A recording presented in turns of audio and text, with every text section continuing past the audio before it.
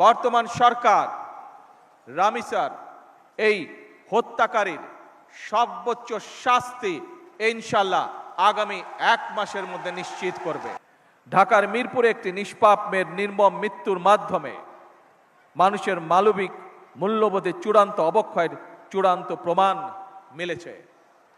প্রিয় উপস্থিতিবৃন্দ, প্রিয় ভাই বোনরা, এ বিষয়ে একটি কথা আজকের এই অনুষ্ঠানে আমি পরিষ্কারভাবে আপনাদের সামনে তুলে ধরতে চাই।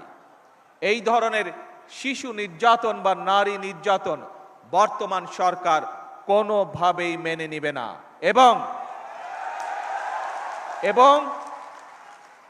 বর্তমান সরকার রামিসার এই হত্যাকারীর সর্বোচ্চ শাস্তি ইনশাল্লাহ আগামী 1 মাসের মধ্যে নিশ্চিত করবে এবং সেই সর্বোচ্চ শাস্তি হচ্ছে মৃত্যুদণ্ড,